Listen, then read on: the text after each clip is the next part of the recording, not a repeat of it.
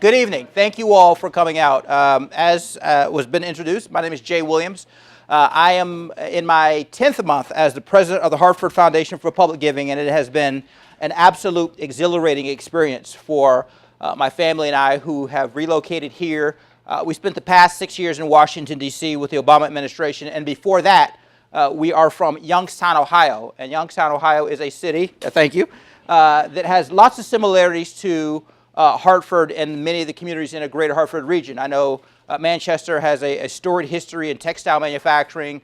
Youngstown, a steel town that has undergone significant economic upheaval and is yet and still trying to redefine itself. So while I say that we are new to the Hartford region, we are not new to the greater Hartford experience. And it has been a wonderful 10 months that we have found ourselves here and are very much enjoying it. And particularly because of the work that I have the opportunity to do with the organization, which is the Hartford Foundation for Public Giving. Really, thank you all for coming out this evening. We are engaged in a series of listening sessions with each of the 29 communities that we serve. Last November, at our annual meeting, we stood on stage and talked about how we were going to build upon the rich history that the foundation has. We are in our 93rd year now. The partnerships that we've established over those many decades, the generosity that we've benefited from people across the region who have been very generous in their philanthropy, but also recognizing the landscape has changed. And we could not continue to do the same thing the same way and expect different results.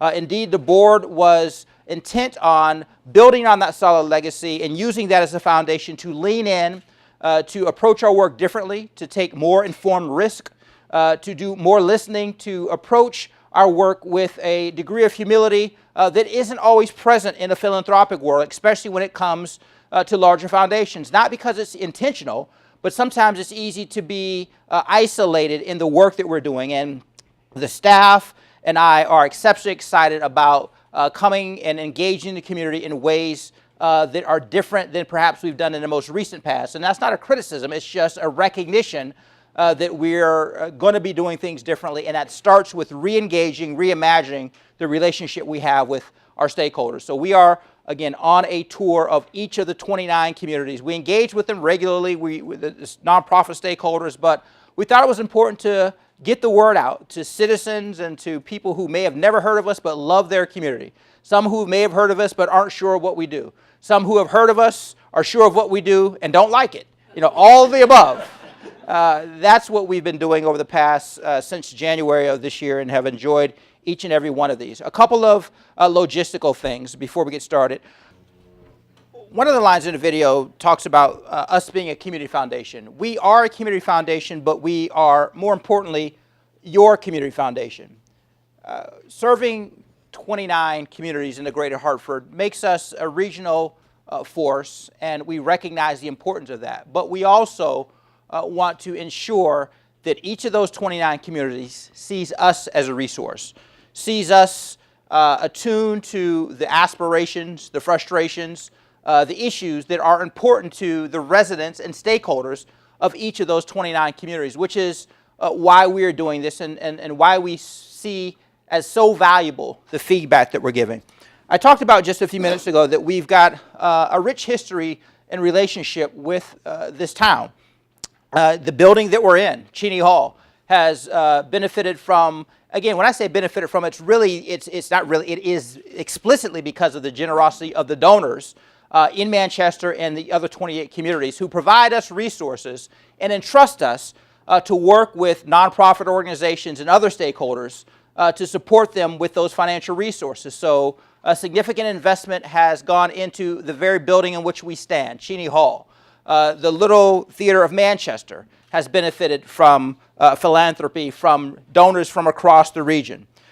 Just a few other things: the Lutz Children's Museum, the Manchester Area Conference of Churches, New Seasons Incorporated, Mark Inc. of Manchester, the Manchester Public Library, Our Companions Domestic Animal Sanctuary. As a matter of fact, there is a former resident of Manchester, Louise Rudell, who set up a donor advised fund that just in 2018 has awarded more than $94,000 worth of grants to organizations in this town. And over the course of the time that her donor advised fund has been set up, has awarded more than $1.3 million. That's just specifically in the town of Manchester. So a very rich history and relationship that we've had. That being said, as I said earlier, it's critical that we understand how the landscape is changing and that we hear directly from the residents and the stakeholders who love their community, but who also have been willing to share with us some of the things that they're concerned about, some of the things they'd like to see continue, some of the things they'd like to see change, and that's why we're here this evening, to really listen. As I say at all of these events, that this doesn't work if I'm up here giving a monologue. So it works best, and it really only works if we're hearing from you. I know there were lots of side discussions, and there's some discussions before we started. So I would now going to open the floor. I'll ask a couple of questions to perhaps get us started. And as I say at each of these, if there are no questions and you look up and make eye contact with me, I will take that as a sign that you have something to say. So, either have something to say or don't make eye contact with me. But either way, we're going to get the conversation started. So part of what the staff and I and the board were contemplating are, the things that make Manchester a place where you want to live or work or raise your family. The things that concern you about Manchester, the aspirations, the frustrations. And, these have never been and aren't intended to be gripe sessions, but what they are intended to be is to help us understand how we can be a more valuable resource, how we can be a more impactful partner to you. And, while the video was playing, I had a chance to go and talk to the mayor about, how this has been an opportunity. I am a former mayor of Youngstown, Ohio, so understanding the perspective of elected officials that also have to take into the account a variety of viewpoints, a variety of stakeholders, some of whom may disagree, but at the end of the day, by and large, who are all about the well-being and the quality of life in this community. So that's really where I want to start. If you would be willing to share with us, and again, we'll bring a microphone to you so you can be heard, the things that you appreciate or really enjoy that make this a special community, the things that you see on the horizon that might be of concern, ideas and thoughts, whether you've had interaction with the foundation or some of the organizations that we funded, and you'd like to talk about that. It's really an opportunity for us to do that listening to help begin to shape our next strategic plan. So with that, thank you. Yes, sir. There you go. For me, you mentioned the word community, and that's the first thing I think of, and I think of coming together when I think of community, and events like this where people are sharing their voices, their feedback. I moved to Manchester in '99. The first thing that struck me was the Manchester Area Conference of Churches. They had their Easter Wave the Cross, I believe. So for me, that was an awesome experience, seeing so many different people, different churches, different faiths even coming together to celebrate and acknowledge something that's important to them. The festivals, like the street fairs, the things in the park, I've enjoyed the parks. We have kids. I teach in Hartford, but I want my kids to go to school in Manchester, and I would eventually like to teach in Manchester because I want to contribute and make the town where I live a better place. I saw the Manchester Garden Society out. I don't know if it's just recently. I appreciate that. So the people that pitch in, the volunteer, the clubs. There was Friends of Center Springs Park. So they had a big event. They had a concert. And people can take things for granted, but has the potential to be a nice park, but it can get run down if somebody doesn't have the initiative and the vision. So all the things that different people are doing, I appreciate, and I feel like it's my turn too to step up. So I want to be somebody who contributes, and I want my family to contribute. The rebuilding together, we've had the house next to us fixed up, a house behind us, so that helps our block. So we've seen it on our street, in our schools, and the whole town. We appreciate it, and we want to... my wife used to talk about moving, but she doesn't talk about moving anymore. She used to want land and this and that, whatever, but now she's benefited from the children's programs. She's been to the library. So I could go on and on, but I'll just stop right there. We're Thank happy you. residents. Thank you Oh, for you want to sharing. keep coming? How old are your kids? I'm just curious. 3 and 9. Okay, good, good. 3 and 9. Thank you for sharing. And that's exactly, when you talk about, the quality of life, you mentioned the park and things like that. And that's where, we don't want to be overly prescriptive. And we don't want to be prescriptive at all. We use our data and our research to identify areas of need in the region and in the individual communities. But again, what's critical to us is to begin to understand how we can position ourselves to be a resource, whether it's a financial resource, whether it's a convening resource, whether it's helping to build capacity or provide training to the issues that are important in this community. Thank you. So one of the things. We'll bring you the microphone. All right. Can we have the names of the people? Oh, yes, please, if you would give your name. So that was Richard, and this is Molly, please. Hi, my name's Molly. I'm Executive Director of Rebuilding Together, so thanks for the shout out there. I appreciate it. But one of the things that I love and I'm passionate about, I love to read. I work part-time at the library when they let me. Not right now. Thanks, Doug. But one of the things that I struggle with, and I think a lot of people struggle with, is there's a lack of meeting space in town. So a lot of community nonprofit organizations, we have a hard time finding space to meet. And I think that, every single person volunteers and opens doors at different places, but it's just, even in the library, people come in and are looking for a place. I send them down to Silk City Cafe so they can, go to a place in town. But I just think one of the things that we struggle with in this town is a place for people to come together and meet. And Okay. it's hard to get space in town. Certainly appreciate that. And not uncommon in what we've heard in some of our previous discussions with towns, and certainly we'll offer and talk about some of the things that have bubbled up or percolated as how they think they would like to consider approaching that. So thank you. Yes, sir. And again, if you could just give your name. Here's a microphone right to your left. Malcolm Barlow. To take off on Molly's comments, you ask in your form what suggestions to improve Manchester, and I think a real community center would be wonderful. A community center serving needs of seniors.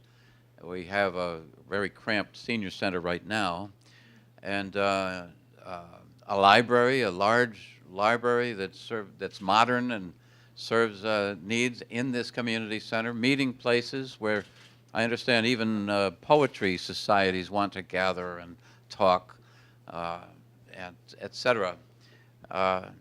There's space for it in the middle of town, and we can seize upon it. There is a little hesitancy to do it, I think, because of the expense and the technical difficulties of putting one together. Okay. But I would love it if we got this place and Molly would be behind it. That would be a major strength. Yes. Thank you, thank you, and we welcome that discussion. Your hand, okay, Daryl. I'm going to go back and forth just to sort of, she's going to strangle me at the end instead of right, yeah. Keep it interesting. Right. Good evening, everyone. Thank you, Jay, and the Hartford Foundation Public Giving for hosting this forum. I'm Daryl Thames. I am a 25-year resident of Manchester. I moved here from Hartford, well, actually from East Hartford, because of the park down the street, Charter Oak Park. I was playing in a summer league when I was about 25 years old, when I could still dunk on folks without thinking about it. And now that seems like so very long ago. But since then, and so that's how I was introduced to Manchester. Since then, in the past, I guess, year or so, that same park has been renovated in a major way.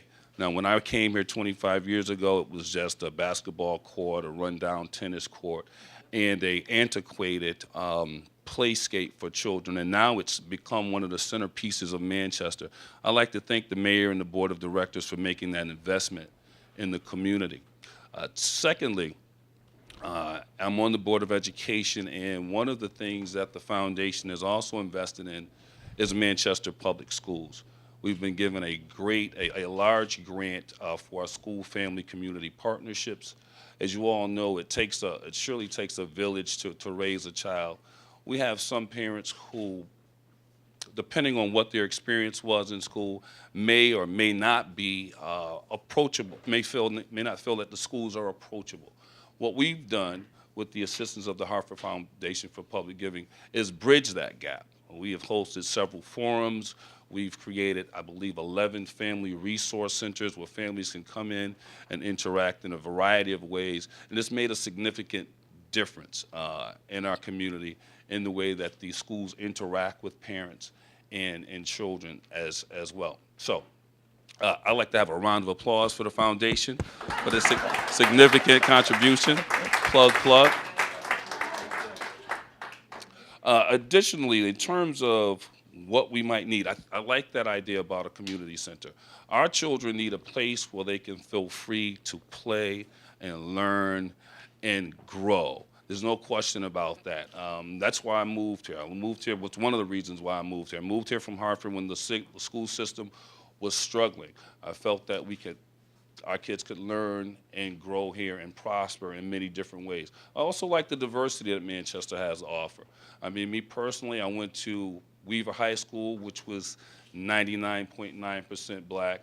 Then I went to Howard University, which was probably 95% black. It's changed now. It's much more diverse than it was. So I like the diversity of this town, and I think if we have resources for seniors and resources for children, our community can continue to grow and prosper. So certainly I like that idea. I second that idea, certainly for a community space for kids.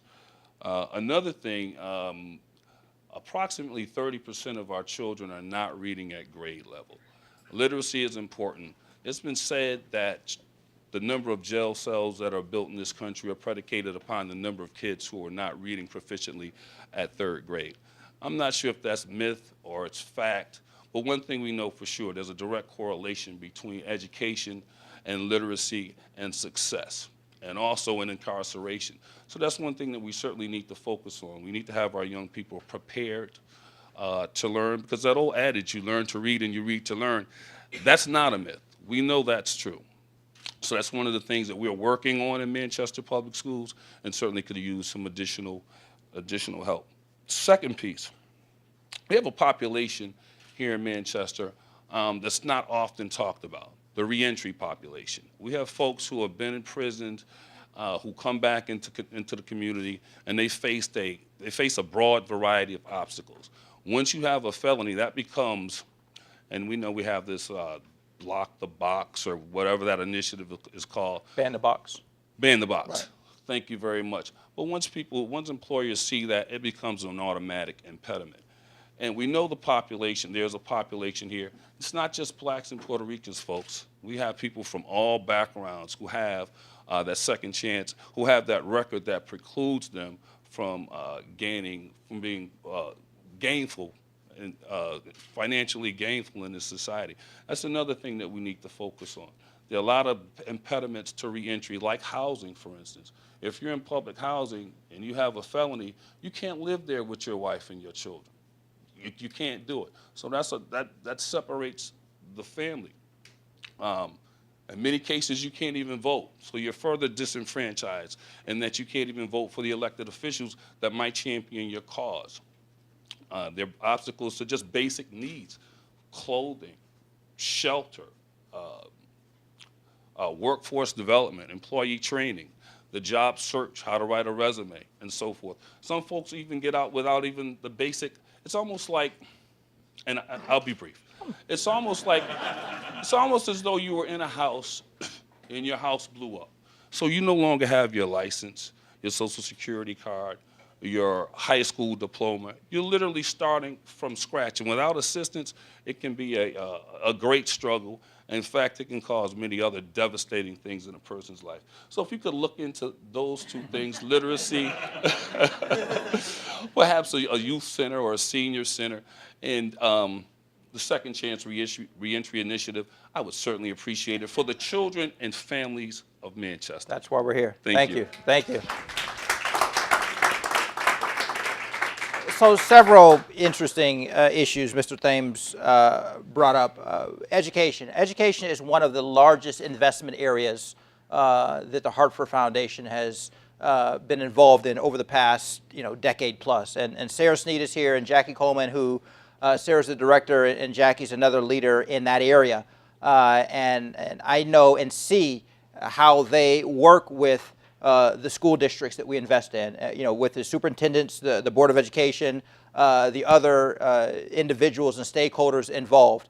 Also, I don't see her here, Judy McBride. When you talked about reentry, she leads our investments in our network, and it really is a collaborative network of agencies and organizations working on those individuals who are coming back after having paid their debt to society and who are coming back into the community. And I appreciate you pointing that out, because so often that is seen as just a Hartford problem. That, well, it's the big city, and those individuals return to Hartford. And in many instances they do, and as I've come to learn, part of that is the drop-off centers are in Hartford, and I was with a group the other day who said literally it is they come and are dropped off at a spot downtown and sort of then sent on their way with some misguided expectation. To your point, we all know what it's like when you leave your house without your phone.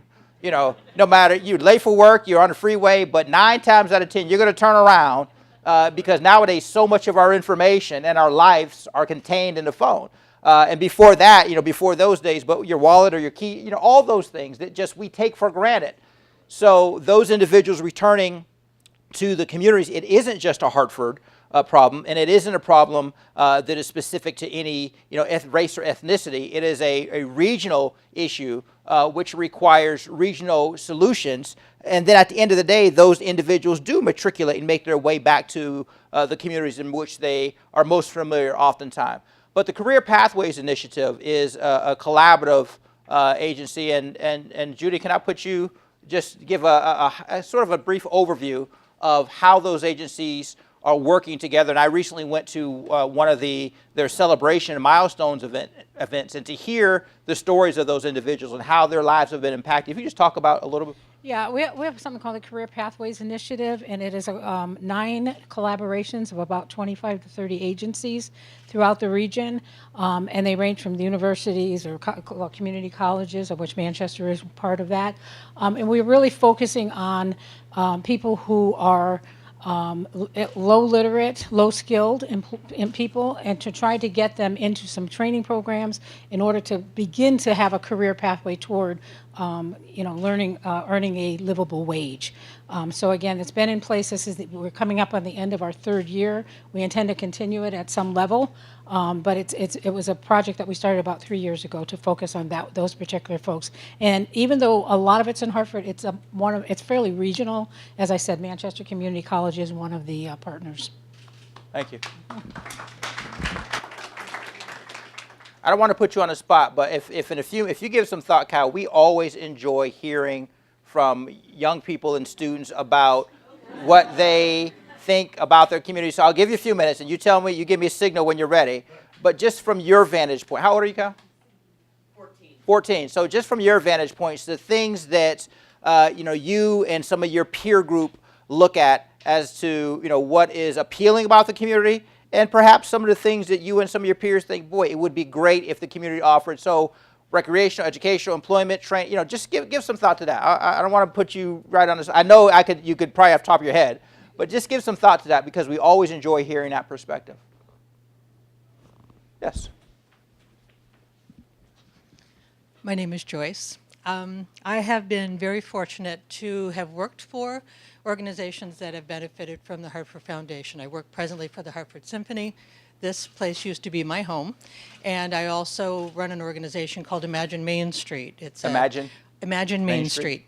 It's an arts and cultural festival held in downtown Manchester, seasonal, now the first Thursday of every month from May to September.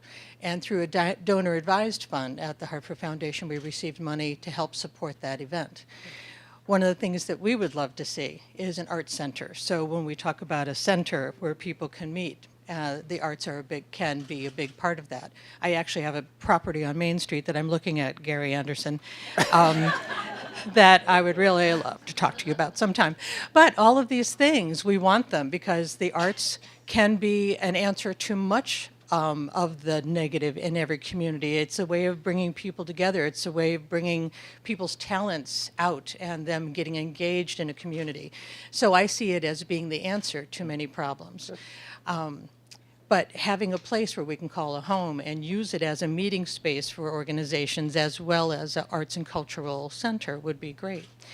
One of the problems I see in our community, and I know this isn't specific to Manchester, is there are a lot of people that because they're not engaged, because they don't get the newspaper, because they don't ask their neighbors, because they don't subscribe to Manchester Matters or go to the library and see the bulletin board and all those kinds of things, they don't know what's going on in town.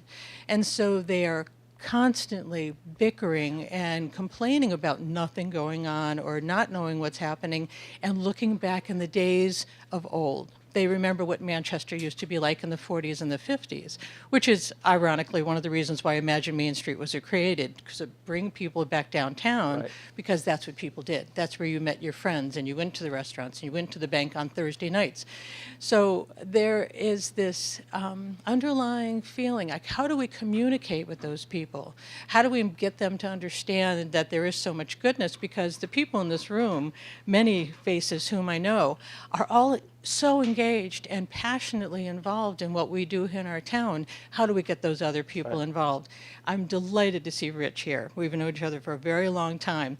And he comes from a family of people who have given service as number one priority. So he gets it. There are other people that don't get it. So how do we get them to get that? Right. That's our challenge. And not only is he rich, as his T-shirt says, he is the man, the myth, and the legend. I mean, a guy that wears that T-shirt and can own it with that level of confidence is a guy that I just admire. You brought up, Mayor, thank you very much. Appreciate it. Thank you for joining us. A great point in the sense of, arts and its ability to bring people together. And you also brought up a point that was something that we struggled with in Youngstown, and it wasn't just Youngstown, but communities that have rich histories.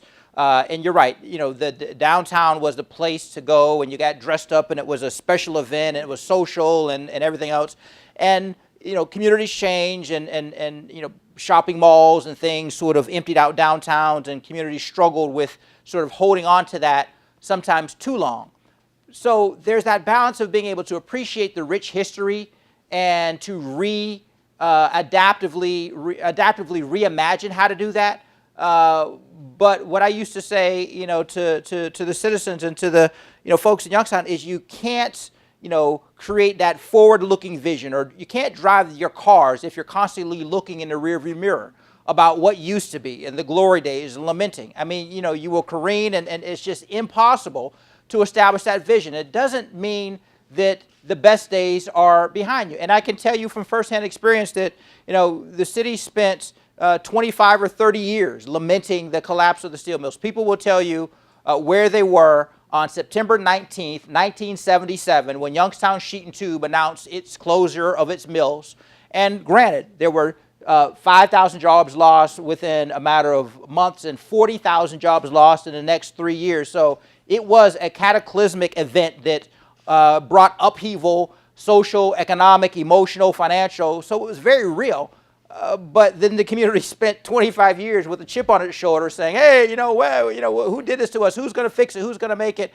While other communities that underwent similar upheaval recognized, okay, we've got to do something about it. The world is changing, and began to navigate their way back. And it wasn't until, the late 90s, early 2000s that the city finally came together with a cathartic moment and realized it had to redefine itself. But yet and still was able to benefit from their rich history, the culture that was established when the economic times were more robust. So part of the challenge is getting communities to understand the assets that they do have. And you're always going to have those folks who are just, no matter what you do, they're just discontent and they grumble, and you could drop them off in Paris or New York City, the most vibrant city that you can imagine. And they would still, there's nothing. I mean, so notwithstanding, that group of folks, really having an opportunity to bring the community together around a vision and around its assets, and to really see itself still not as a community whose best days are behind them. And I've seen that, and we've seen that, and I got the privilege of seeing it in various places across the country, large and small, urban and rural, and then to try to share some of that. And we would love to be able to, again, bring some of the best practices, some of the other ideas and thought leadership around that, if that is indeed, a priority of this community. I saw a hand over here, and then I'll come back. Yes, Susan? Where am I headed? Right. Well, I would love to see this giant community center like they have in Glastonbury. It's over by the river. There's parking for hundreds of cars. And it's a senior center. I think the library's there. Mansfield is like that, too. They have a big community center, lots of parking.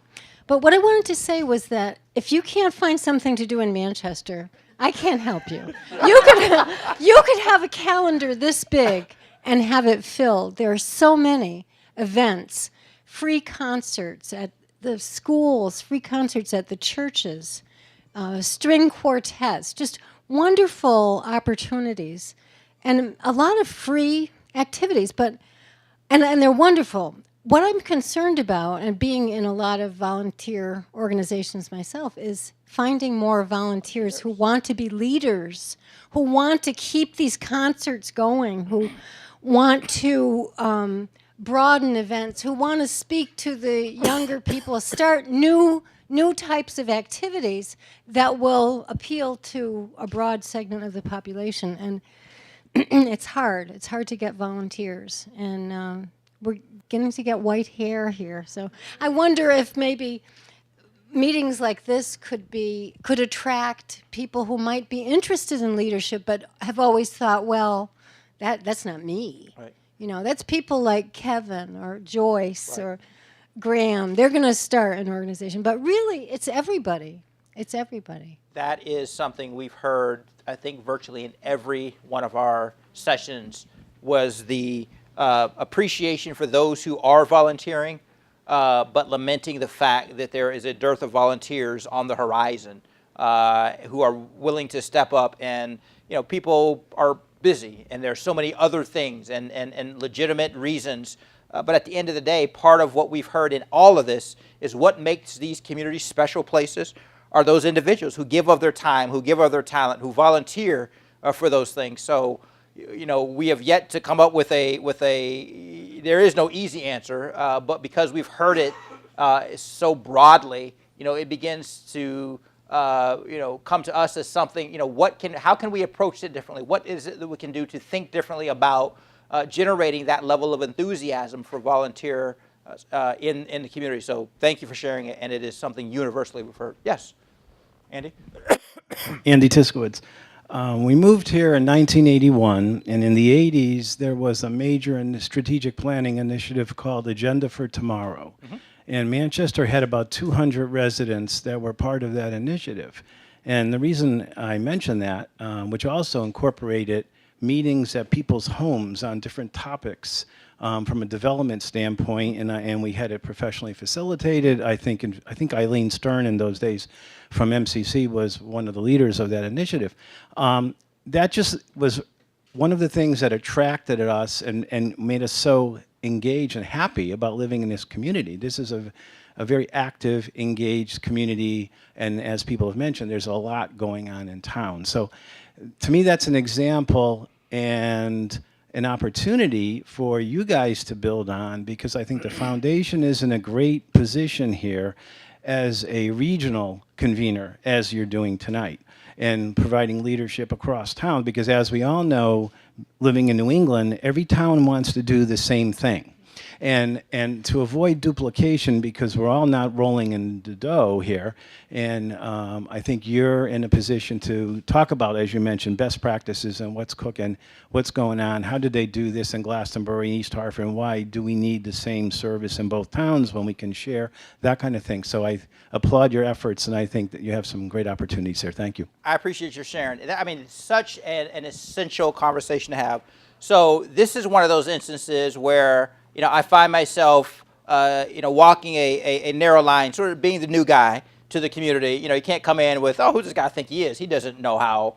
But at the same time, having come from a community that struggled with that same notion of how to think and act as a region without losing the identity and the things that make each of these communities special, because there is something special about each and every one of, just specifically, you know, was something special about all the 169 towns, you know, in Connecticut that I learned real quick, not to forget that number. But then the 29 communities within our region, you know, all have something unique and special about them. But to your point, you know, there is a very pragmatic, you know, discussion to be had about the sharing of, you know, some services or things that really, you know, don't have a negative impact on the quality of life. And again, I tell the staff I'm always careful not to give too many, you know, back when I was in Youngstown examples. But one of them is for instance, 911 services. The city of Youngstown had its 911 center literally across the street. The county had its 911 center within, you know, 2 or 3, let's say 5 or 6 minutes. Boardman had its a suburb of Youngstown, Austintown. So you've got a half dozen 911 centers. At the end of the day, when you pick up the phone and you dial 911, all you want is prompt service from, you know, whatever safety, whether it's police, fire, ambulance, EMT, whatever it is. You know, you couldn't care any less at that moment in time where the call is being routed to, what building, what jurisdiction. You just know someone needs to show up in, you know, X amount of, and the technology and the ability to do that exists. It has been proven out in places like LA County and places that have millions of people. But somehow, you know, in the Mahoning Valley, there was this notion that we held on to that, oh, Youngstown is sort of the big struggling city.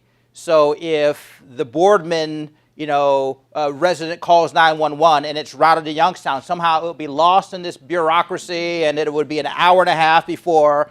But if we have the 911 center out in Boardman, they'll, you know, before we finish dialing, they're at the door.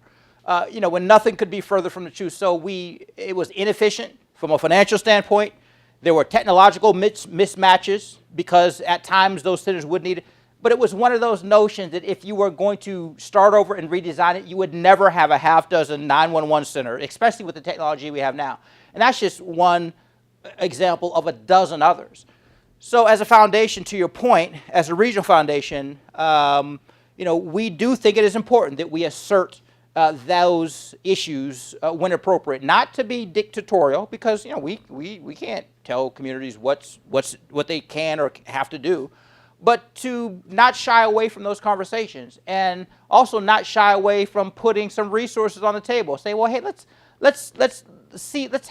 talk about this. Let's have a discussion and bring in an analysis that would really give the citizens an opportunity to make an informed decision. Is it going to happen overnight? No. Is some of it just going to always be?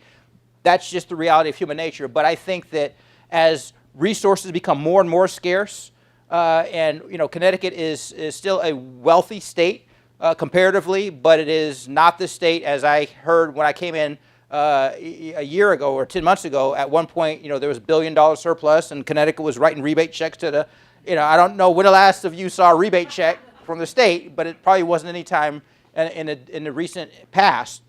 So our ability to hear that from residents and from citizens, and our ability to say, you know, this is an important issue that we're willing to either convene or put resources or incentivize, and say, hey, if the communities figure out a way and have the collective will to do that, but part of the issue is a resource to make sure it's validated or studied, that's something that I certainly, that we would give consideration to supporting, because at the end of the day, those efficiencies and those resources could be better deployed in other places to improve the quality of life. So I appreciate, you know, you raising it, and I think more and more we are also lending our voice to issues of public policy. We have bolstered our public policy activities with respect to also then collaborating with other community foundations across the state to collaborate on issues that are of statewide importance. So I appreciate you raising that, and the more we hear that, you know, it gives us you know, that momentum that, yeah, this isn't just us sitting in some ivory tower saying, here's what should happen in these communities. This is what we're hearing from the residents themselves, and we want to put resources on the table to help them advance that notion. Mrs. Rollins, then I'll come to you next. Ready? Okay, I'll go up here and then we'll come. Good evening. I'm Alice Rollins, and first I'd like to compliment the Hartford Foundation for doing this. And how many other towns have you gone to? We've gone to 7 or 8. 7 or 8? 8. Oh, Oh, 12 towns. Okay. good, So one of them was good, going on good. 12 towns. But that's good because I personally get tired of people up there telling me what to do. Ask me. I can tell you what I want to do. I have no doubt about that. None of us do. Right. So I really. Yeah, you better watch out. Right. So I'm delighted that you're here in Manchester and that you're going to other places. Now, I think one of the questions was why you came to Manchester. It was funny. My husband, we came up here in 1956, and he opened his dental practice in East Hartford. And we never thought about Manchester. We looked at Glastonbury, whatever. Never thought about Manchester. So in the early 60s, we moved to Manchester. There were some problems there. I mean, all of you know what happened in the early 60s. But we survived, and I'm glad that we've here, whatever. The thing that I'm really concerned about is education. Fortunately, I have 2 boys, and they've both finished Manchester High School. But now, and Darrell, I know you are doing whatever you can, but I know people who were going to buy a house in Manchester.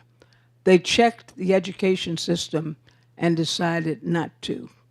So it's a big problem. I know that, but somehow, with the help of the Hartford Foundation, it should be some way that we can help the children that you spoke of earlier, whose parents perhaps don't have the background that they need.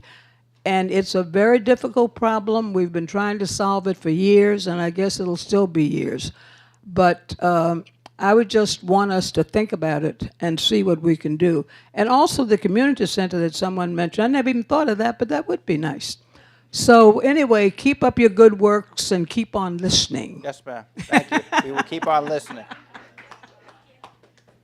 Sarah, if I'm going to grab some water and then we'll go to Ryan. If you could just, you or Jackie can sort of a little bit talk about our investments in education. And it's education, it's family, community partnerships, because as we all know, that there are, our educators, our teachers, their core and primary responsibility is to educate. But the reality is, they find themselves facing so many other challenges. When the young people come to school, things that we might take for granted, the challenges emotionally that they may be having. So now the teacher becomes a teacher and an emotional counselor. The challenges that they may be having, just any number of things. We find that the importance of establishing those family community partnerships. So if you and Jackie could just for a few minutes talk about some of our investments. I'm going to grab some water, and then you are on next. Oh, thank you. Sure, thanks, Jay. And I think actually Jay already said most of it very well and thoroughly. But I will just share that while we talk about an achievement gap, what we also recognize is that there is an opportunity gap. And that some of the children who really need that support in the school. Their families may have difficulty accessing resources that are all around the community.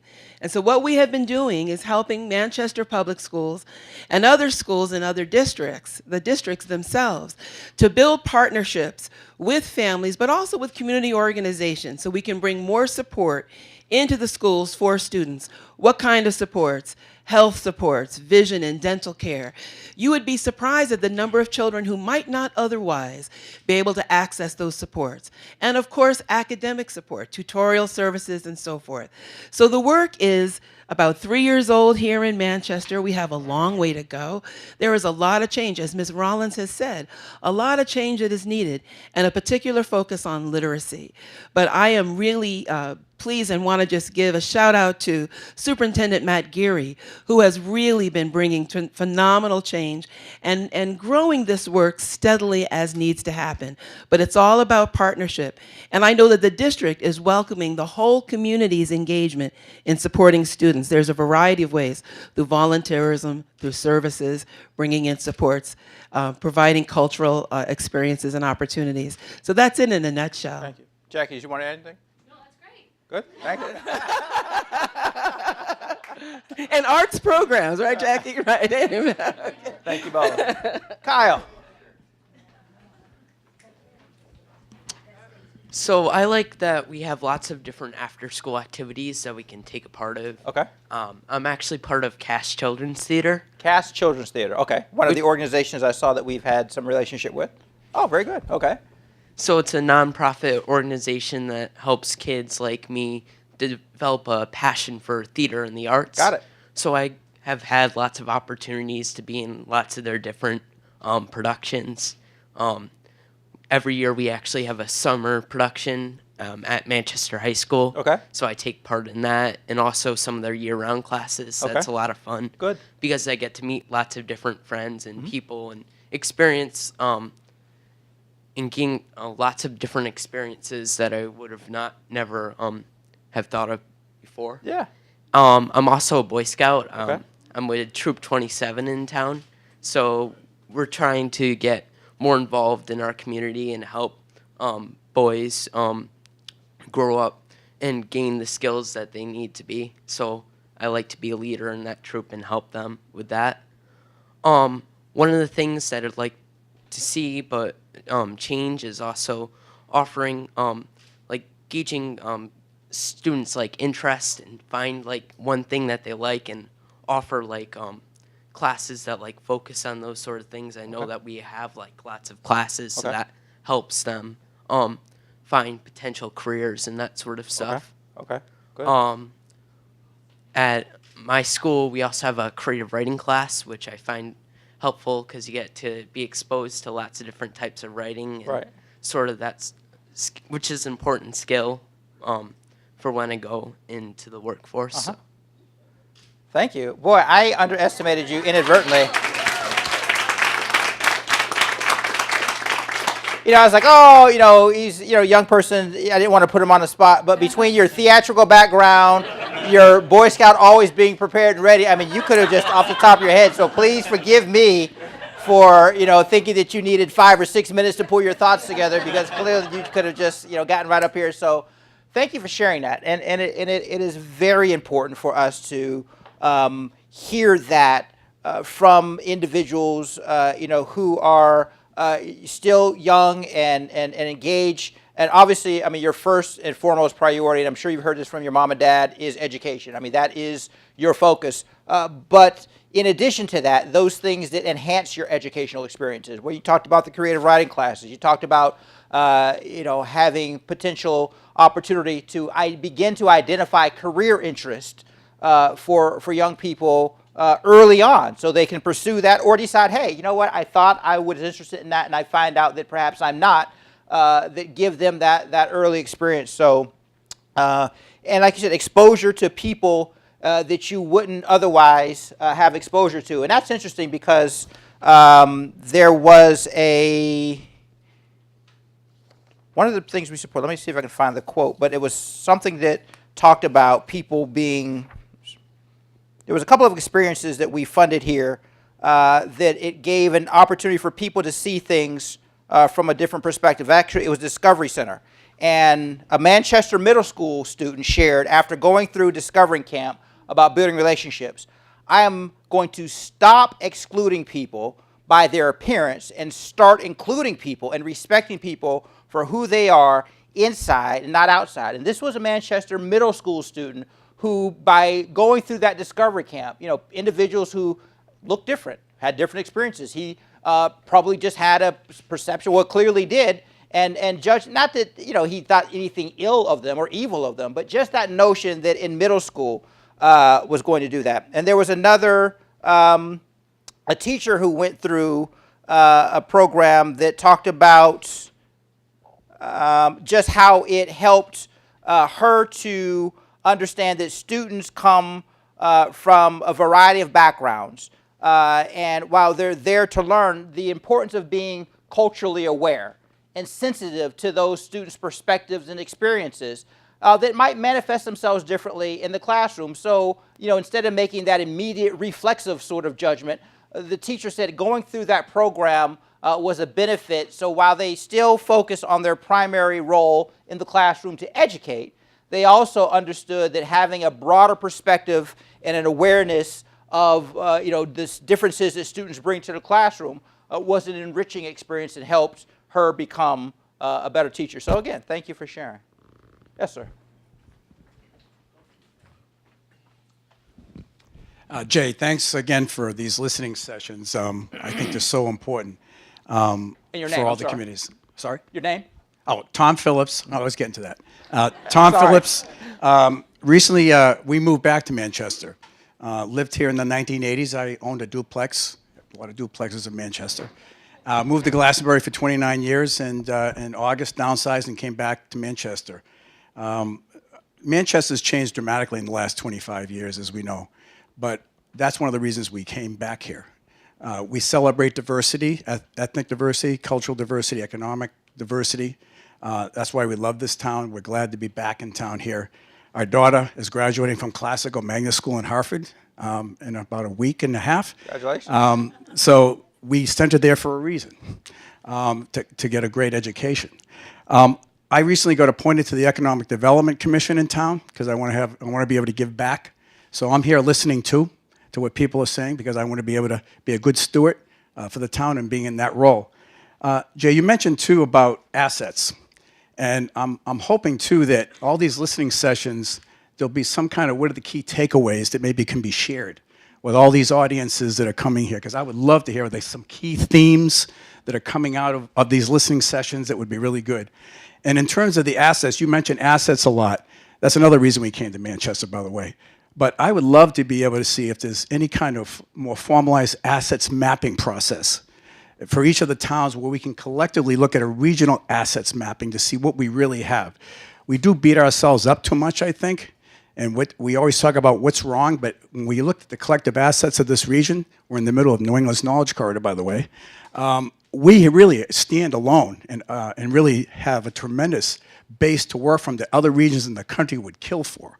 And sometimes we just don't realize how lucky we really are.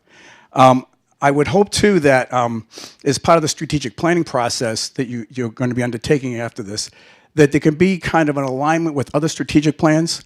So, for example, the Connecticut Council for Philanthropy did a strategic plan for the first time, I think 3 or 4 years ago. You have the SEDS plan. It would be nice to have aligned strategic priorities where everybody's kind of rowing in the same direction, because that way you get your resources focused in a way they're going to have the greatest impact and the best outcomes. So I'm really looking forward to it. I applaud you in the Hartford Foundation for this great undertaking and look forward to what the results are going to be in the future. Well, I couldn't have asked for a better setup, and we didn't rehearse this. But for those of you who aren't economic development geeks like Tom and I, SEDS is the acronym for the Comprehensive Economic Development Strategy, which is an approach and a tool required by the U.S. Department of Commerce, the Economic Development Administration, the agency that I formerly headed up. You'll be pleased to know, if you're not already aware, that I am co-chairing that process with James Scannell from the Travelers, so a private corporation, clearly a Fortune 500 company here in the greater Hartford region, and the Hartford Foundation. We're co-chairing that, and it has a committee of very diverse leaders and stakeholders from across the region for the purpose of helping to, as you identified, align resources. So part of what our strategic plan is going to be informed by are a whole host of things that are going on in the community. So the SEDS process will help inform a part of our strategic plan, because one of the areas that we are going to be more involved in is economic and community development. We have made investments over the years in those areas, but there's going to be a more pronounced and deliberate and intentional orientation by the foundation of helping to leverage and catalyze of other economic development and economic investments in the region. So that's a great point. So aligning, you talked about asset mapping. We've heard that in some of the other communities. So asset mapping that starts in the local communities, Manchester, Bolton, Hebron, Andover, Marlborough, but then also is linked to, as you talked about, the broader region. Because at the end of the day, when we talk about assets in a region, those assets do reside in some community. The goal is to have the region become aware that although that particular asset might not be in your town borders, it is still an asset to the region, accessible to the region, and of use to the entirety of the region. And you're right, when you take the time to do that asset mapping, we can be, and again, know this from experience, we can be our own harshest critics, our own worst enemy sometimes with lamenting, oh, this isn't right, it used to be this way, it used to be the other way, and failing to recognize and capitalize on the assets you have here. And I've heard now, this is, 2 or 3 of you have talked about returning to Manchester or why you came to Manchester. And even though Manchester has changed, it wasn't a deterrent from coming back, or hasn't been a deterrent from those of you who have been here for a long time leaving the area. So I think helping to create that asset map that certainly identifies assets within each of the communities, but then shows how those assets tie together. And the final point, when you talked about being in that New England knowledge corridor, there is something exceptionally beneficial about that. Coming from a community that was, pitched equidistantly between Pittsburgh, Pennsylvania, and Cleveland, Ohio, understanding sometimes that middle child syndrome, and Hartford being between New York and Boston. Great communities, but there's an ability for the greater Hartford region to be more nimble, to offer still the amenities that larger regions have, but at a much more attainable quality of price and quality of life. Because as great as communities like New York and Boston are, they are far from perfect too. Believe, there are residents there lamenting whether it's, the congestion, the traffic, any number of things. So what I personally find appealing about this region, that it's large enough to, have, large region amenities and large region challenges, but small enough to wrap our arms around it. That we can get together in meetings like this, have discussions, and over the course of a relatively short period of time, see action. And that's exactly what's going to come out of these meetings. We want to be clear, as we've got probably about 5 more minutes, that these aren't one and done conversations. We're not going to 29 communities, patting ourselves on the back, checking out boxes and saying, whoo, boy, we're done. That would be disingenuous. We've been in this community for we're in our 93rd year now. Decades of investment, decades of generosity, and what we're doing this is really to reintroduce ourselves, to renew the relationship that we have with each of those 29 communities in a way that after we go through these sessions, and to the point that you said, we are synthesizing all of these discussions. We are going to be coming back to the community saying, this is what we think we've heard. We want to make sure that we got it right. Here are some of the common themes that we've heard across the region. Here are some specific things that we've heard in Manchester and the other towns. And better than that, here are some of the things that we are proposing to do, or that we're hearing from you that you'd like to do about it. So less about, here's what we're proposing to do, or here's what we're prescribing, but here's what we've heard are some of the challenges. Here's what we've heard you like to do. Here's where we think we can be helpful. Here's where we think there might be, financial opportunity. Here's where we think there might be convening opportunity. Here's where we think there might be some building of capacity or technical assistance. So this is going to be an ongoing relationship, an ongoing conversation, and we're really excited. And each of you, all of you, are going to get an invitation to our annual event that we are in the process of planning, that is going to really encapsulate everything that we've heard, or so much of what we've heard over the course of these listening sessions, demonstrate how it has helped to shape our strategic plan, and then talk about some very specific and particular things that we would like to put on the table and do as a result of you coming out and spending your time and sharing with us.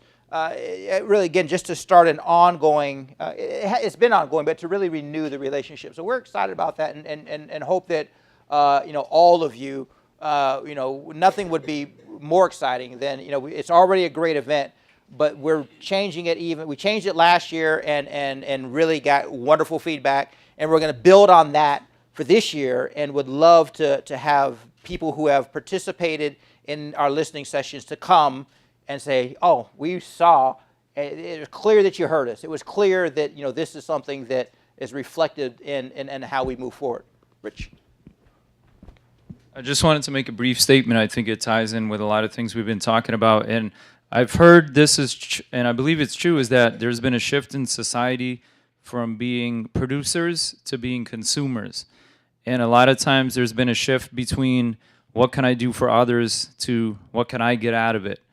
And to focus on the positive, I think there are many people that if they saw how they could make a difference in the lives of others, and I'll just point on one thing, which was the reentry program. If there were people or the community center or whatever, if they saw how they could make a difference, I think they'd be more willing to get involved, because when you make somebody else's life better, you also make your own life better. And when you think, what are the things that I enjoy that I would like to do with my family, well, there are other people that would like to do those same things as well.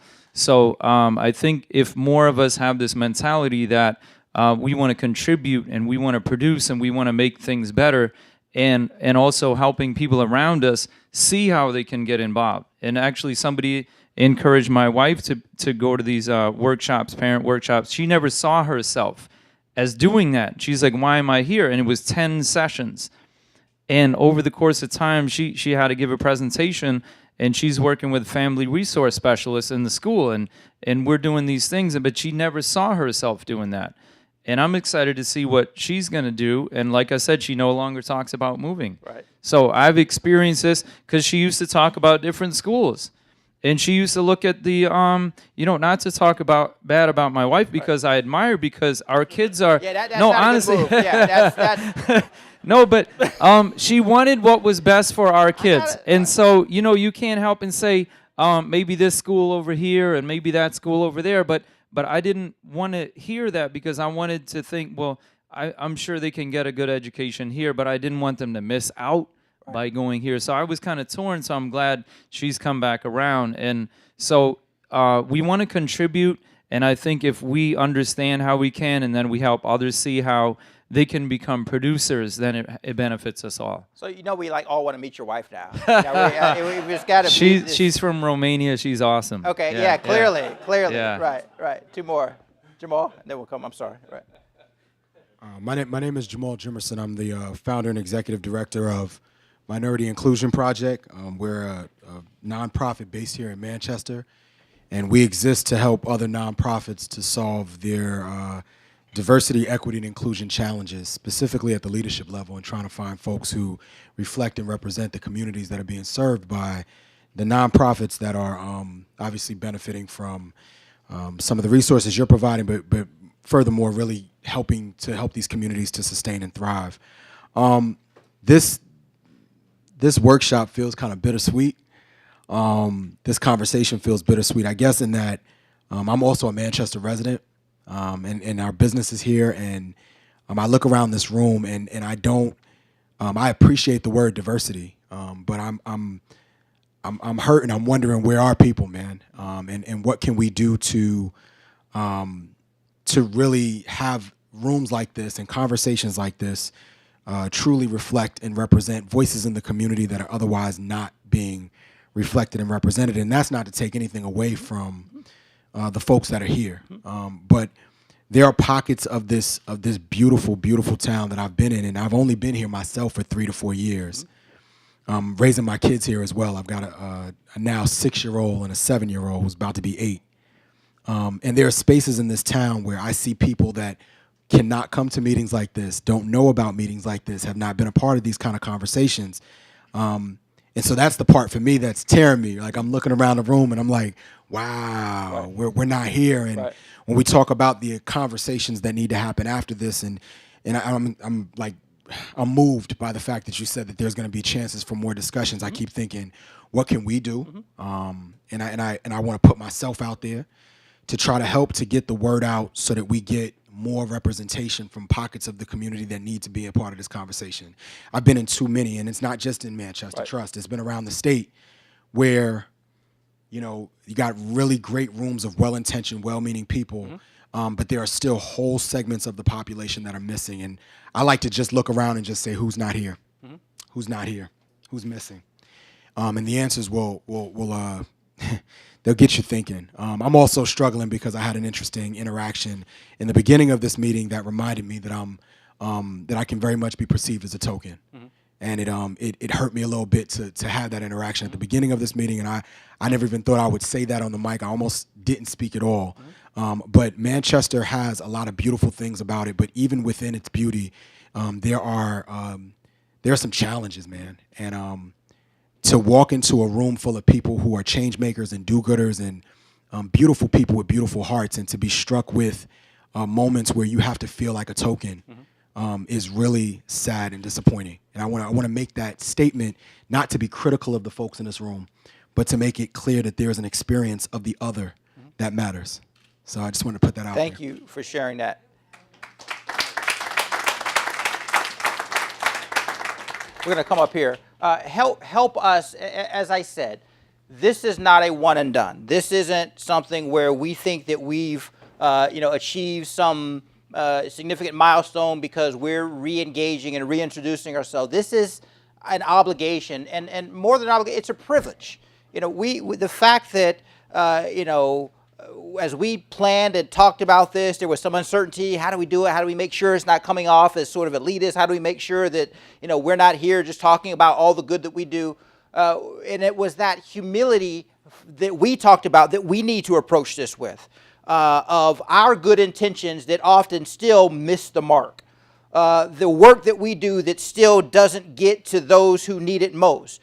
And when we say we did outreach and we did social media and we did this and we did that and we did the posters, all well intended, but still clearly there is a segment of Manchester and every other community that we haven't reached, and that sometimes we don't know how best to do that.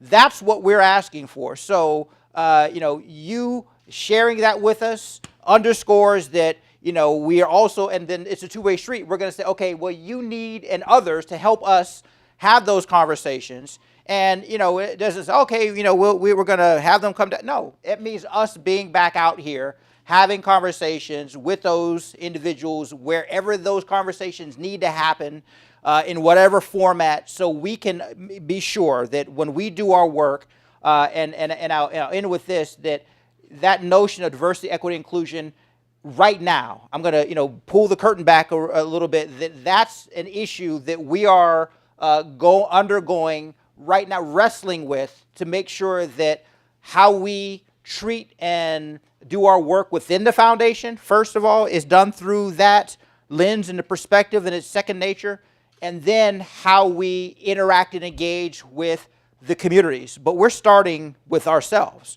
So it's top of our agenda, but please help us have those conversations in ways that are aware and that are authentic, and that make sure that those voices, those perspectives are as much a part of our work and our strategic plan as those who, did take the time and had the opportunity. What about taking who had the opportunity and were aware and who have showed up tonight? So we look forward to that. Thank you. Please. Jamal's comments just kind of fell right into, along with Daryl's and talking about the education. I'm thinking a lot, we're talking a lot about children and opportunities and, oh, my name. You're sitting right. See, that's my privilege. Everybody's supposed to know me. No, I'm Tom Tierney, from Manchester, born and raised. My family's been here since my family started a business here in 1956, the Tierney Funeral Home, and that was my grandfather. Yeah, so that's where I'm coming from. But with the talk about the education and the reentry process, I'm curious about the parents and the people that are reentering. How do we educate them better for these children? Because I forget the name in the back there, you spoke about the education? Sarah. I heard Sarah say, like, the kids need to get the support in the school. Well, why is that? Why is that? You know, what can we do to help educate these parents to give the students the things they need at the home so that they can be educated at the schools? And I'm not saying that we don't need to do those things in the schools now, because we need to do those things in the schools now. Like, they're not getting it at home. But I'm just thinking to try to think outside of the box. Who else could we educate to help be better at educating the children? And then, Jamal, my kids are 6 and 8. Your kids are 5 and 7. Why let's talk. Let's get together. Hurry, I'm done. No, honestly, no, that's cool, because that's a place to start, you know. So, thank you. And you know, again, I can't. Each one of these that we do seems to get, you know, better and better. The honesty, the authenticity of people willing to share their broader experiences. But here we had an experience that happened just, you know, 60 minutes ago, or you know, within the last 90 minutes, an experience that you know, you didn't turn around and walk out. You didn't say, okay, it happened to me, I'm just gonna. You shared it. You know, so that level, and to me, I think that speaks also about you as an individual, but about the community. You know, people didn't. Oh, I don't. You know, we tried it. You know, people heard that and responded to it. And I say that you know, as we conclude, that is as much as we imagined and try to plan for these to be a valuable use of your time, because we know you're all busy. You know, you've got work and family and volunteers and obligations, and you know, you come here after a long day and you have this conversation with us, and we walk away so much more richly blessed by it and for it, and it really energizes us when we go back and begin to synthesize. And sometimes I'll tell you, you know, when we're with the strategic plan, we're like wrestling with this thing and trying to make sure that it doesn't just have, you know, cliches and words and sort of enough so it can, oh my gosh, we're just done with it. We want it to really be something that we live by, that really moves us, you know, into our activities and our engagement in a way that is genuine and authentically reflects what we've heard. And that can't happen without you all doing exactly what you've done tonight. So every one of these is better and better. It propels us to the next one, you know, and it's really then taking us all the way into, you know, at later in this year, or with, you know, we'll announce the you know, the place and the date of our annual event that, you know, is really going to be bolstered and built upon these discussions in so many ways. So thank you all for doing that, for sharing. Conversations continue, literally and figuratively. We will be back. You will see this. If there are additional things that we could not capture, by all means, we've got the cards here. Staff is here. We aren't going anywhere. It's been we're in our 93rd year, and we're not going anywhere. So thank you for your time, for your commitment, for just sharing those things with us, and hold us accountable, challenge us. You know, we're getting out of our comfort zone, and we're going to ask you to do the same thing. So this does go both ways. You know, you challenge us, and we're going to challenge you. You hold us accountable, we're going to hold you in the same light, because we are an organization that gets resources from generous individuals and organizations that invest those resources in partnerships. But, you know, the work to be done has to be done through those partnerships. So thank you all very much. Couldn't have asked for a better evening. Appreciate it.